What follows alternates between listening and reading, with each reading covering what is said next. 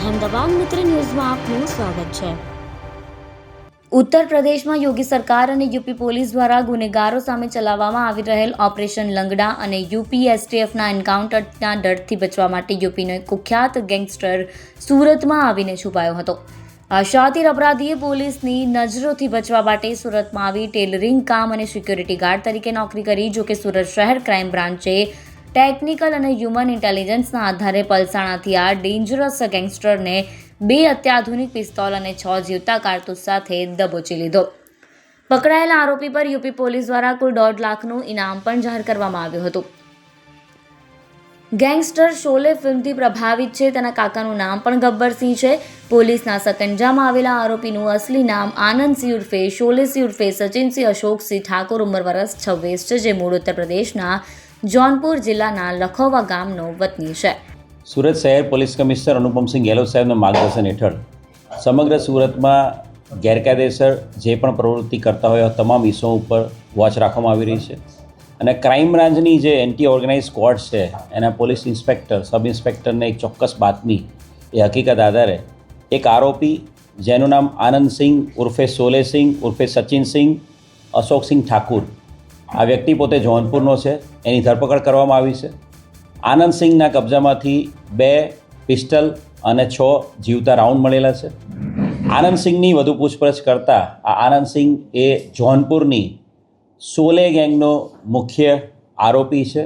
આ શોલે ગેંગ આ આનંદસિંહે બનાવેલી છે। આનંદસિંહ એ પોતે પોતાનું નામ પણ આનંદસિંહ ઉર્ફે શોલેસિંહ તરીકે ઓળખાવે છે અને આ શોલેસિંહ જે છે આનંદસિંહ એ અલગ અલગ 5 જેટલા ગુનાઓમાં ઉત્તર પ્રદેશના જૌનપુરમાં અને ઉત્તર પ્રદેશના જૌનપુરની સાથે સાથે જે પ્રતાપગઢ છે એ પ્રતાપગઢ જિલ્લામાં પણ વોન્ટેડ છે। આ શોલેસિંહ છે એ ઉત્તર પ્રદેશના જૌનપુર વિસ્તારનો સૌથી મોટો બાહુબલી બનવા માટેનો પ્રયત્ન છેલ્લા 10 વર્ષથી કરી રહ્યો છે અને એ અનુસંધાને એણે ઉત્તર પ્રદેશના જૌનપુર અને પ્રતાપગઢ વિસ્તારમાં પોતાના અલગ અલગ માણસો ઊભા કરેલા છે અને આનંદસિંહે પોતાની સાથે વેપન રાખીને આખા જૌનપુરના આખા પટ્ટામાં અલગ અલગ જે મોટા મોટા વેપારીઓ છે, બિલ્ડરો છે, મોટા જે પ્રતિષ્ઠિત વ્યક્તિઓ છે એને ટાર્ગેટ કરાવતો હતો અને એ પોતે એને ધમકી આપતો હતો અને પૈસા માંગતો હતો અને ધમકી અને પૈસા માંગ્યા બાદ જો પૈસા ના આપવામાં આવે તો એની ઉપર ગોળીબાર કરાવતો હતો।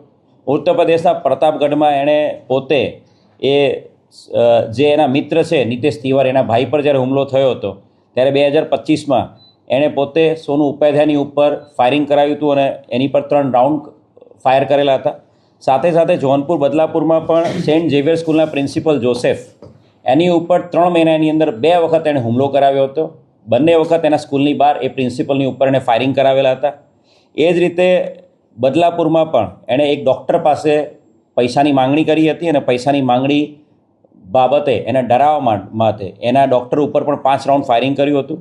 એની સાથે સાથે બક્સાની અંદર એક બેંક મેનેજર પાસે 2 લાખ રૂપિયાની માંગણી કરી હતી અને બેંક મેનેજર ઉપર પણ એણે ધમકી આપેલી હતી અને એને મારી નાખવાની, જાનથી મારી નાખવાની ધમકી આપી હતી। કુલ 5 જેટલા ગુનાઓમાં, જેમાંથી 4 અટેમ્પ્ટ ટુ મર્ડર છે અને 1 ધમકીનો ગુનો છે, એવા 5 જેટલા ગુનાઓમાં છેલ્લા લાંબા સમયથી આનંદસિંહ ઉર્ફે શોલેસિંહ, જે શોલે ગેંગનો મુખ્ય સૂત્રધાર છે, એ વોન્ટેડ હતો અને એને પકડવા માટે અત્યાર સુધીમાં ઉત્તર પ્રદેશની પોલીસ પણ સુરતમાં 2-3 વખત મહેનત કરી ચૂકેલી છે, પરંતુ છેલ્લા ઘણા સમયથી ડીસીપી ક્રાઇમ બ્રાન્ચ રોઝિયા સાહેબના માર્ગદર્શન હેઠળ સમગ્ર ક્રાઇમ બ્રાન્ચની ટીમ આની અંદર એક્ટિવ હતી અને ચોક્કસ ટેકનિકલ ઇન્ટેલિજન્સ અને હ્યુમન ઇન્ટેલિજન્સ આધારે પલસાણા ખાતેથી આરોપીને પકડી પાડવામાં આવ્યો છે। આરોપીના ગુનાહિત ઇતિહાસની વાત કરીએ તો આરોપી વિરુદ્ધમાં 2018માં મર્ડરનો પણ એક ગુનો દાખલ થયેલો છે અને એની સાથે સાથે એની વિરુદ્ધમાં આર્મ્સ એક્ટના ગુનાઓ પણ ત્યાં જૌનપુર અને બક્સામાં દાખલ થયેલા છે। ખૂબ મોટી સફળતા ઉત્તર પ્રદેશ જૌનપુરના આ શોલે ગેંગના મુખ્ય સૂત્રધાર આનંદસિંહને પકડવામાં ક્રાઇમ બ્રાન્ચને મળી છે અને સુરત શહેરની અંદર કોઈપણ પ્રકારના ક્રાઇમને અંજામ આપે એ પહેલાં ચોક્કસ ઇન્ટેલિજન્સ અને ટેકનિકલ ઇન્ટેલિજન્સ આધારે આ આરોપી પકડી પાડવામાં આવ્યો છે। સર, આરોપી આટલો ચાલાક હતો, કોઈ ટેકનોલોજી ઉપયોગ કરતો હતો કે નહીં મોબાઈલ? અત્યાર સુધીમાં જેની પ્રાથમિક પૂછપરછ કરી છે એ પ્રમાણે આરોપી જ્યાં જ્યાં રોકાતો હતો ત્યાં પોતાનો ફોન હંમેશા બંધ રાખતો હતો અને ત્યાંથી 50થી 100 કિલોમીટર દૂર જઈને જ્યાં એણે જૌનપુર અને પ્રતાપગઢમાં પણ જે ધમકીના અને ફાયરિંગના ગુનાઓ થયેલા છે એ ધમકીઓ આપવા માટે બી એ પોતાના ઘરના વિસ્તારથી 100 કિલોમીટર દૂર જઈને ફોન સ્વિચ ઓન કરીને ત્યાંથી એ સિમ કાર્ડ નવું યુઝ કરીને ફોનથી ધમકી આપતો હતો. અહીંયા સુરત ખાતે પણ એ છેલ્લા ઘણા સમયથી રહેતો હતો. તો જ્યાં એ રહેતો હતો એ વિસ્તારમાં ક્યારેય ફોન યુઝ નહોતો કરતો. એ અન્ય વિસ્તારમાં જઈને દૂર 40-50 કિલોમીટર દૂર જઈને ફોનનો ઉપયોગ કરતો, જેથી કરીને ટેકનિકલ સર્વેલન્સમાં કે ટેકનિકલ ઇન્ટેલિજન્સ આધારે જો કામ કરવામાં આવે તો પણ એ આરોપીની ચોક્કસ વેરાબોટ્સ મળે નહીં. પરંતુ ખૂબ જ થરો ઇન્વેસ્ટિગેશન, થરો જે તપાસ છેલ્લા 3 મહિનાથી જે હકીકત જોનપુર અને પ્રતાપગઢ જિલ્લામાંથી મળેલી હતી, એ અનુસંધાને ક્રાઇમ બ્રાન્ચ છેલ્લા 2 મહિનાથી આ આરોપીને પકડવા માટે લાગેલી હતી અને એના કારણે જ આ સફળતા આ આરોપીને પકડવામાં ક્રાઇમ બ્રાન્ચને મળી છે. વધુ વાત કરું તો આ જે આરોપી છે આનંદસિંહ જોનપુર, એટલો મોટો સાતીર અપરાધી છે કે વારાણસીની અંદર આ આરોપીને પકડી પાડવા માટે 1 લાખ રૂપિયાનું ઇનામ ડિક્લેર કરવામાં આવ્યું છે. અને પ્રયાગરાજના આઈજી સાહેબે પ્રયાગરાજ રેન્જમાં પણ આ આરોપીને પકડવા માટે 50,000 રૂપિયાનું ઇનામ ડિક્લેર કરવામાં આવ્યું છે. કુલ મળીને 1.5 લાખ રૂપિયાનો જે ઇનામી આરોપી છે એને પકડી પાડવામાં ક્રાઇમ બ્રાન્ચને સફળતા મળી છે.